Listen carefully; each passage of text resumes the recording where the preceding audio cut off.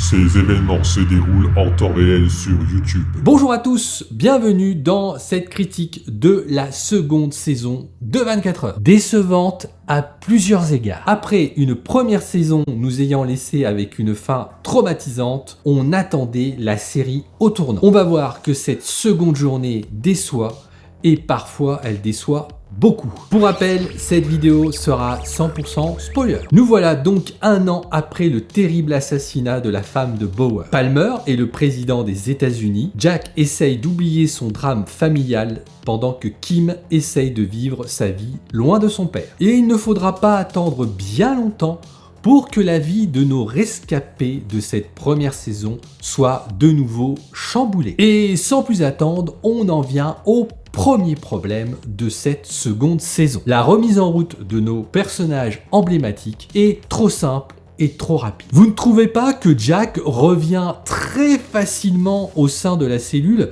alors qu'il ne veut plus en entendre parler dès les premières minutes de la journée? Et puis alors, il revient en mode rien à foutre. En 2 épisodes, il tue un mec de sang-froid, lui coupe la tête pour s'infiltrer, tout ça devant les yeux de la cellule antiterroriste. C'est trop facile. On n'est clairement pas dans la subtilité. Mais ça aussi, on va en reparler plus tard. Parlons maintenant d'un gros point faible de cette saison. Il s'agit de Kim Bauer. Dès les premiers moments de cette journée, on se dit dans quel pétrin elle s'est fourrée. Ce personnage est totalement gâché. Ils n'ont tout simplement pas su quoi en faire. Et ça se voit. Son histoire est totalement inintéressante et surtout pas crédible. Il est évident qu'on l'utilise uniquement pour boucher les trous de l'intrigue principale. Pour exemple, au milieu de la journée, le coup du gars qui la récupère alors que Kim est coincé par un piège d'animal. Le gars l'emmène chez lui. Il se trouve, pas de bol, que le type il est un petit peu parano. Au moment où Kim s'apprête à partir, énième rebondissement, un ranger arrive. Et au lieu de se barrer une bonne fois pour toutes, ah bah non, on fait durer un petit peu le plaisir. Le mec retient Kim et ça part en cacahuète. Mais elle arrive quand même à s'échapper. Et après, elle a pas d'autre idée que d'aller aux toilettes dans une station-service qui est fermée. Bon, le gars qui traîne par là, on se demande ce qu'il fait là alors que sa station-service est fermée. Lui ouvre la porte bien gentiment. Et là, patatras, voilà qu'un Mexicain arrive et c'est une prise d'otage qui démarre. Non. Mais franchement, à un moment donné, stop, c'est trop. Les scénaristes ne s'en rendent pas compte. Mais ce personnage, c'est plus un chat noir, c'est la poisse incarnée. Ce n'est pas possible. Les scénaristes se sont dit, bah quand même, il faut qu'on case la fille de Jack, hein.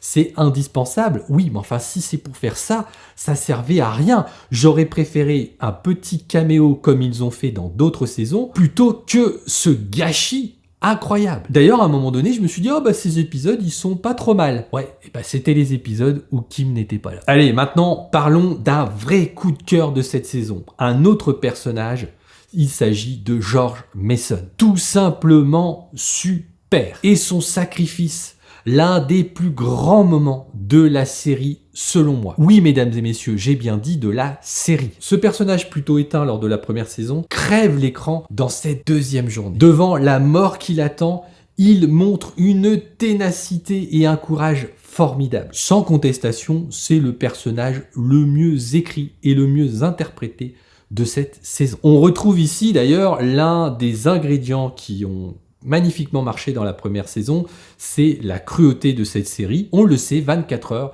est tout à fait capable de sacrifier des personnages, une force puisqu'à l'époque, on n'en avait pas trop l'habitude. Un autre personnage qui m'a beaucoup plu, c'est Tony Almeida. Lui aussi, plutôt effacé dans la première saison, il fait une belle évolution dans cette seconde journée. Il prend les rênes de la cellule, sévère mais juste parfois, concrètement, droit dans ses bottes le gars. Un personnage bien écrit et bien interprété. Dans les nouvelles têtes, la famille Warner est pour moi une réussite. Toute l'histoire autour de ses protagonistes est très intéressante. Les sœurs Warner jouent juste. Un bon point pour cette saison, je tiens à le mentionner tout ça parce que les côtés positifs sont quand même assez rares dans cette seconde journée. Et oui, on va aborder un point difficile, le scénario de cette seconde journée de 24 heures. On va pas se mentir, hein, il se passe beaucoup de choses dans cette saison. Le rythme est très relevé, beaucoup plus que lors de la première journée. Mais au final,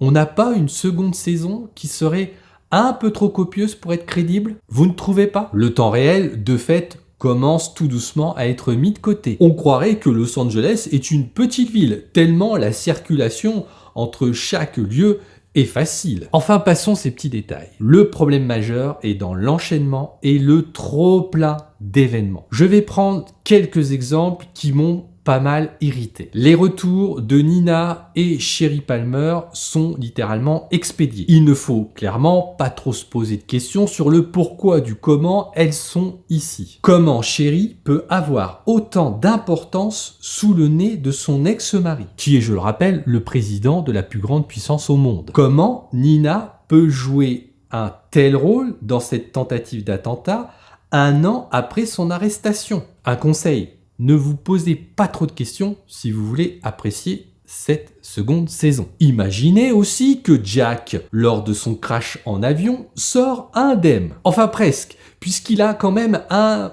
gros morceau de bois dans la cuisse. Il boitera quelques instants et après, plus rien. Le gars est guéri comme par enchantement. Plus tard, il fera un long arrêt cardiaque. Mais chapeau bas Jack, puisque le gars est à peine affecté par ce petit incident de santé. J'ai donc parlé des rebondissements de Kim qui sont parfois d'un grotesque énorme. Je vais pas y revenir, mais ça commence à faire beaucoup. Globalement, l'histoire principale se tient. Elle est intéressante, mais ça part en sucette après la mort de George. On a plein d'incohérences, plein de situations parfois burlesques. Pour exemple, tout ce qui tourne autour du président des États-Unis. Il y a des preuves évidentes tout au long de cette journée que des mecs autour du président trament un plan pas très joli. Et là, d'un coup, un enregistrement sonore sort d'un chapeau magique pour incriminer 3 pays arabes. On comprend pas. Tout le monde se met à s'exciter autour de cet enregistrement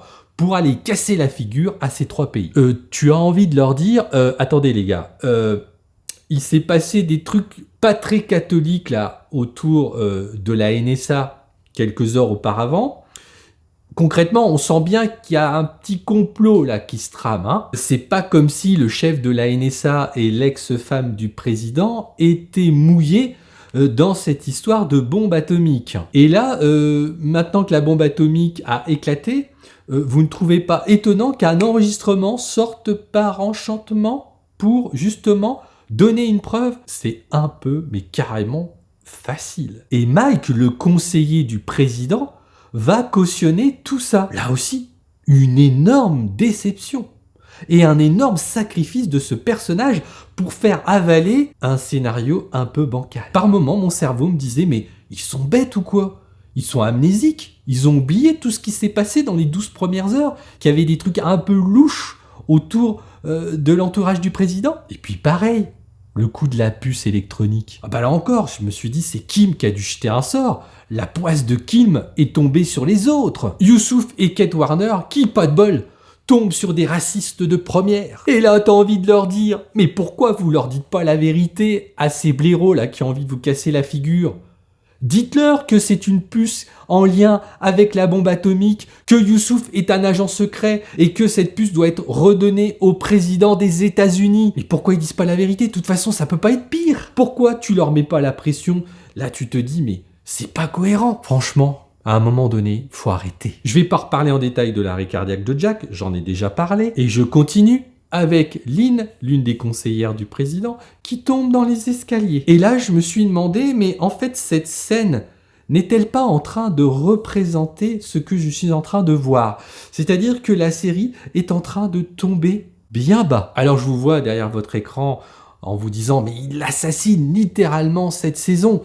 Je vais essayer d'équilibrer mon propos avec quelques autres points positifs. L'explosion de la cellule est plutôt bien amené, c'est plutôt une bonne idée dans cette saison. Le dilemme du président avec l'immunité demandée par Nina par anticipation du meurtre de Jack est, je trouve, pour le coup, bien fait. Et enfin, la pression mise à Sayed Ali avec les enfants de ce terroriste. Là aussi, j'ai pas vu le twist venir, c'était plutôt bien vu. Voilà, on a quelques petites idées comme ça dans la saison qui sont bonnes, et c'est trop rare. Et globalement, eh bien, cette fournée d'épisodes part trop dans tous les sens. On a l'impression, en regardant cette deuxième journée, que l'inspiration est venue comme ça, au fur et à mesure, dans la tête des scénaristes. Et un dernier exemple de la mauvaise écriture de cette saison, la toute fin. Oui, la toute fin, elle est prenante. On se dit, waouh, encore un rebondissement comme lors de la fin de la première saison. Oui, mais enfin là, si on réfléchit un petit peu 2 secondes, comment l'antagoniste peut savoir que Palmer